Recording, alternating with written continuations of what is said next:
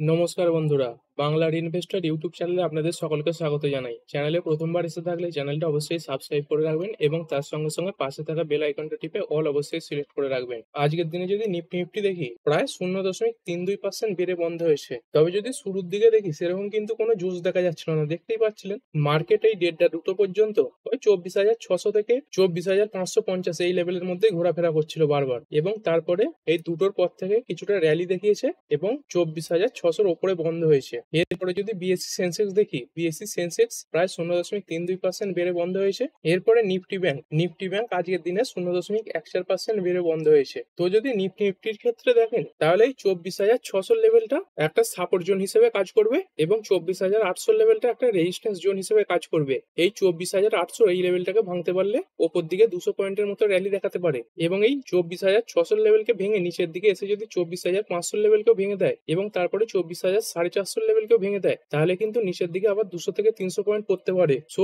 এই জিনিসগুলো মাথায় রেখে তবেই কিন্তু এই মুহূর্তে ট্রেড নেওয়া যাবে। তবে আজ যে মার্কেটে কিছুটা পজিটিভ সেন্টিমেন্ট দেখা গেছে, এর পেছনে গ্লোবাল কিছু কারণও দায়ী রয়েছে। যদি দেখি গতকাল এই যে ডাও জোন্স সেটা প্রায় 0.5%-এর কাছাকাছি বেড়েছিল, এবং আইটি ইন্ডেক্স নাসডাক এটা প্রায় 0.81% বেড়েছিল। এবং আজকেও মার্কেট চলাকালীন বিদেশের যদি ইন্ডেক্স গুলো দেখি, ড্যাক্স এই জার্মানির ইন্ডেক্স দেখতে পাচ্ছেন প্রায় 0.73% তেজিতে রয়েছে। তারপর ফুটসি এটাও 0.27% তেজিতে রয়েছে। তারপর যদি ক্যাক 40 দেখেন, এই ফ্রান্সের ইন্ডেক্স এটাও 0.68% তেজিতে রয়েছে। তারপর ইউরো স্টক্স এটাও 0.58% তেজিতে রয়েছে। তারপর যদি জাপানের মার্কেট দেখেন, নিক্কেই এটাও 0.77% তেজিতে রয়েছে। তারপর সাংহাই এটাও 0.42% তেজিতে রয়েছে। হ্যাংস্যাংও 0.60% বাড়া রয়েছে। এবং সাউথ কোরিয়ার মার্কেট কোসপি এটা যদি দেখি, এটা তো প্রায় 2.66% তেজিতে রয়েছে। মানে গ্লোবাল মার্কেটের দিক থেকেও আজকে ইন্ডিয়ান মার্কেটে একটা পজিটিভ সেন্টিমেন্ট তৈরি হয়েছে। এবং মার্কেট চলাকালীন ডাও জোন্সের যে ফিউচার্স সেটাও পজিটিভে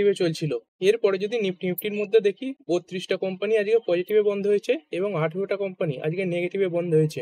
এবং টোটাল এনএসির মধ্যে 2,978 খানা স্টক আজকে ট্রেড হয়েছে, যার মধ্যে এই পজিটিভে বন্ধ হয়েছে 1,650 খানা স্টক এবং নেগেটিভে বন্ধ হয়েছে 1,236 খানা স্টক। মানে বাজারের যে পজিটিভ সেন্টিমেন্ট সেটা কিন্তু বজায় রয়েছে। এরপরে যদি সেক্টর অনুযায়ী দেখি, প্রথমে বর্ডার ইন্ডাইসেস দেখে নেবো। নিফটি নেক্সট 50 এটা তো 0.29% বাড়া রয়েছে। নিফটি ব্যাংক এটা 0.14% বাড়া রয়েছে। ফাইন্যান্সিয়াল সার্ভিস একদম বর্ডারে বন্ধ হয়েছে। এবং মিড ক্যাপ সিলেক্ট এটা প্রায় 1%-এর উপরে বেড়ে বন্ধ হয়েছে। তবে মার্কেটের প্রথম অর্ধেকের দিকে এই মিড ক্যাপ এবং স্মল ক্যাপ এইগুলো কিন্তু নেগেটিভই ছিল। তারপর যদি নিফটি 100 দেখেন, এটাও 0.31% বাড়া রয়েছে।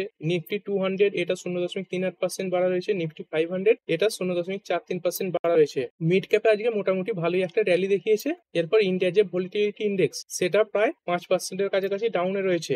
এবং ইন্ডিয়ার যে ভলিটিলিটি ইন্ডেক্স সেটা কিন্তু আস্তে আস্তে ঠান্ডা হচ্ছে। এবং স্মল ক্যাপের যে 50 রয়েছে, 250 রয়েছে, এইগুলোতেও পজিটিভ সিগন্যাল দেখা গেছে।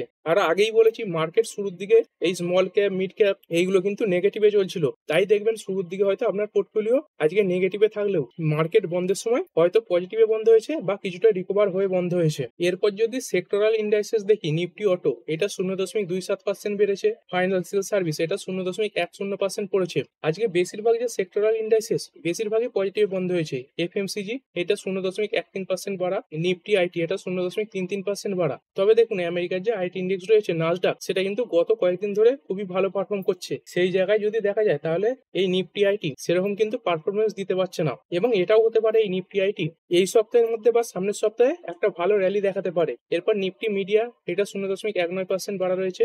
মানে একটা দুটো বাদ দিয়ে দেখতে পাচ্ছেন বেশিরভাগ যে সেক্টর রয়েছে সবগুলোই আজকে পজিটিভে বন্ধ হয়েছে। এরপর যদি নিফটির মধ্যে টপ গেনার লুজার দেখি, আজকে সব থেকে বেশি বেড়েছে ইটার্নাল 3.21% বেড়েছে। এই ইটার্নাল বা জোম্যাটো এতে যে ফরেন ইনভেস্টমেন্ট সেটা যে কমানোর ডেট সেটা 28শে মে থেকে ঠিক করা হয়েছিল, এবং তারপর থেকে দেখতে পাচ্ছেন এই যে ইটার্নাল এর শেয়ারটা কিন্তু ক্রমাগতই বাড়ছে। তারপর জিও ফাইন্যান্সিয়াল এটাও প্রায় 2.36% বেড়েছে। তারপর ইন্ডাসইন্ড ব্যাংক এটাও প্রায় 2.5%-এর কাছাকাছি বেড়েছে। টাটা মোটরস আজকের দিনে 1.78% বেড়েছে। এরপর যদি ভারতী এয়ারটেল দেখি, এটা 1.72% বেড়েছে। এরপর আজকে নিফটির মধ্যে যে কোম্পানিগুলো পড়েছে সেইগুলো একবার দেখে নেবো। বাজাজ ফিনসার্ভ এটা 1.63% পড়েছে। তারপর টেন লিমিটেড এটা 1.43% পড়েছে। আইচার মোটর প্রায় 1%-এর কাছাকাছি পড়েছে। শ্রীরাম ফাইন্যান্স এটাও 1%-এর কাছাকাছি পড়েছে। এবং অ্যাক্সিস ব্যাংক এটা 0.83% পড়েছে। এরপরে বাজারে আজকে একটা নতুন আইপিও লিস্ট হয়েছে, এই স্কোডা টিউবস এইটা আজ থেকে শেয়ার মার্কেটে ট্রেড করতে শুরু করেছে। তবে যদি দেখেন এই যে আইপিওটার ইস্যু প্রাইস ছিল 140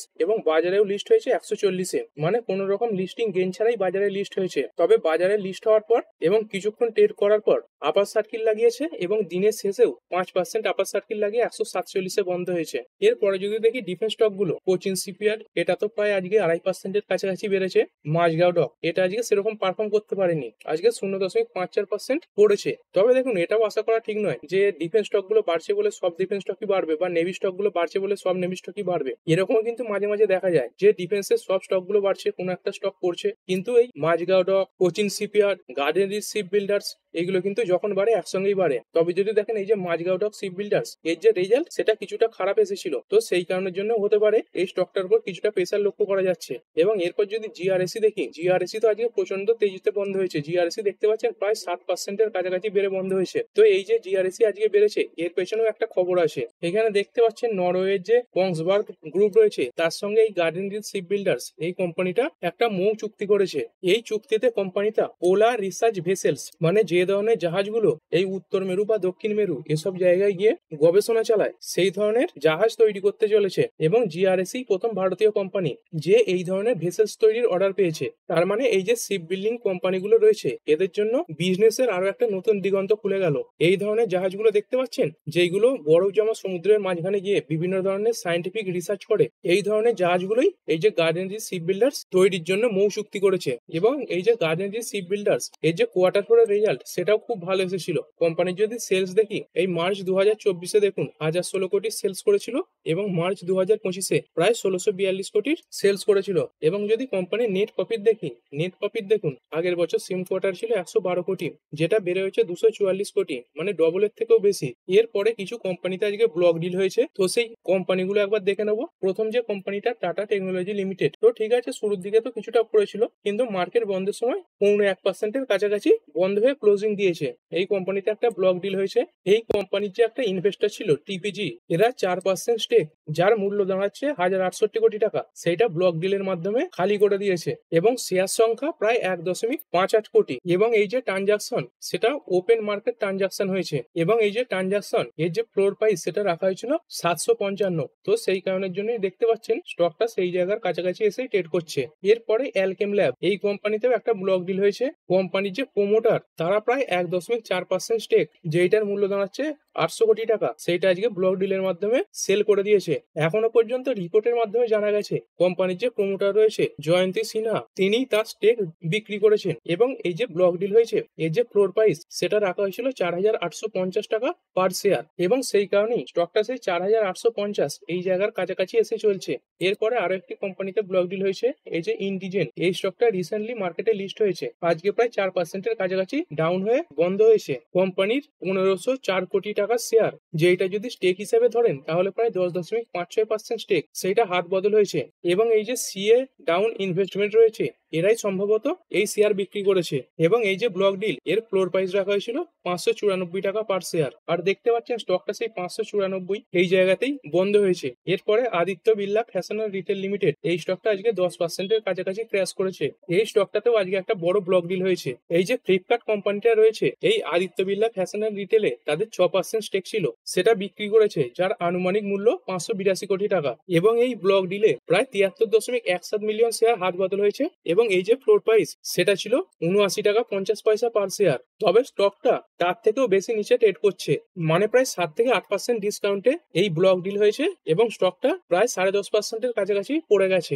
এরপরে যদি রেলওয়ে স্টক গুলো দেখি, কিছু কিছু রেলওয়ে স্টকে আজকে ভালো জাম দেখা গেছে, যেমন কঙ্কর দেখতে পাচ্ছেন প্রায় 2.5%-এর উপরে বেড়েছে এবং সব থেকে আজকে বেশি বেড়েছে ইরকন 13.76% বেড়েছে। আইআরএফসি এটাও 3%-এর উপরে বেড়েছে। তারপর আরবিএনএল যদি দেখেন এইটাও প্রায় 7.5%-এর কাছাকাছি বেড়েছে। রেলটেল এটাও 12.25% বেড়েছে। রিটস এটাও 5.69% বেড়েছে। তারপর টেক্স ব্যাংক রেল এটাও 8.26% বেড়েছে এবং টিটাগড় রেল সিস্টেম এটা 3.52% বেড়েছে। কারণ রিপোর্টের মাধ্যমে শোনা যাচ্ছে এই ফাইন্যান্সিয়াল ইয়ার 2026-এ এই যে রেলওয়ে স্টক তাদের ক্যাপেক্স বা বাজেট সেটা বাড়তে পারে। এবং রিসেন্টলি এই যে রেলওয়ে স্টক গুলো গভর্নমেন্টের থেকে ছোট বড় নতুন নতুন অর্ডার পেতেও শুরু করেছে এবং ভবিষ্যতে এই যে অর্ডারের সংখ্যা সেটা আরো বাড়তে পারে। তো এই রকম একটা রিপোর্টের কারণে কারণে আজকে রেলওয়ে স্টকগুলো ভালো পারফর্ম করেছে। এরপরে কোফোর্জ লিমিটেড, এই স্টকটা যদি দেখেন আজকের দিনে দেখতে পাবেন এই দেখুন 3 তারিখে প্রায় 8,493 এরকম জায়গায় ট্রেড করছিল। তার পরের দিনেই যদি দেখেন এই দেখুন 4ই জুন প্রায় 80% এর কাছাকাছি ক্র্যাশ দেখাচ্ছে। তবে স্টকটা অরিজিনালি আজকের দিনে 1.38% বেড়েছে। আর এর আগের দিনে স্টকটা প্রায় 8,500 এর কাছাকাছি ট্রেড করছিল। তো স্টকটাতে আজকে কেন এই পতন দেখা গেল? কারণ কোম্পানিটা আজকের দিনেই এক্স স্প্লিট ট্রেড করলো। মানে কোম্পানির যে ফেস ভ্যালু ছিল 10 সেটা কমে হলো 2। মানে এর যদি একটি শেয়ার আপনার কাছে থেকে থাকে তাহলে এর বদলে আপনি অতিরিক্ত আরো 4টে শেয়ার পাবেন। মানে একটা শেয়ার থাকলে আপনার কাছে মোট 5টা শেয়ার হয়ে যাবে। তবে স্টকের যে দাম সেটাও 5 ভাগের 1 ভাগ হয়ে যাবে। এরপরে কিছু স্টক আজকে এক্স ডিভিডেন্ড ট্রেড করলো, সেগুলো হচ্ছে টাটা কনসালটেন্সি সার্ভিস বা টিসিএস। আজকের দিনে স্টকটা এই 30 টাকা ফাইনাল ডিভিডেন্ডের এক্স ডেটে ট্রেড করলো। এবং টাটা মোটর আজ তার ফাইনাল ডিভিডেন্ড 6 টাকার এক্স ডেটে ট্রেড করলো। এরপরে কিছু কোম্পানি আজকের দিনে 52 উইকের হাই লাগিয়েছে। তো সেই স্টকগুলো একবার দেখে নেবো। প্রথম যে স্টকটা সেটা হচ্ছে জিআরএসি। তো এই নতুন মৌ শক্তির কারণে আজকে তো প্রায় 7% এর কাছাকাছি বেড়েছে এবং তার সঙ্গে সঙ্গে কোম্পানিটা আজকেই 52 উইকের যে হাই সেটাকে টাচ করেছে। দেখতে পাচ্ছেন কোম্পানির আজকের দিনের হাই 3,465.50 এবং কোম্পানির যে 52 উইকের হাই সেটাও দেখতে পাচ্ছেন 3,465.50। এরপরে হিতাচি এনার্জি ইন্ডিয়া লিমিটেড বা পাওয়ার ইন্ডিয়া স্টকটা যদি দেখেন এক মাসে প্রায় 35% এর কাছাকাছি রিটার্ন দিয়েছে এবং আজকেও প্রায় 1.5% এর কাছাকাছি বেড়েছে। আর তার সঙ্গে সঙ্গে কোম্পানিটা আজকের দিনে 52 উইকের হাই টাচ করেছে। এইখানে দেখুন কোম্পানির যে আজকের হাই সেটা হচ্ছে 20,190.00 এবং 52 উইকের হাই সেটা হচ্ছে 20,190.00। মানে আজকের হাই এবং 52 উইকের হাই দুটোই সমান। এবং তার সঙ্গে সঙ্গে স্টকটা আজকে প্রথমবারের জন্য 20,000 এর লেভেলকে টপকে ওপরে ট্রেড করেছে। এরপরে অ্যাস্ট্রাজেনেকা ফার্মা ইন্ডিয়া, এরও যদি আজকের হাই দেখেন 10,033.00 এবং 52 উইকের যে হাই সেটাও 10,033.00। মানে এই কোম্পানিটাও আজকে 52 উইকের হাই ট্রেড করেছে এবং এই স্টকটাও আজকের দিনে প্রথমবার 10,000 এর লেভেলকে টপকে ওপরে ট্রেড করেছে।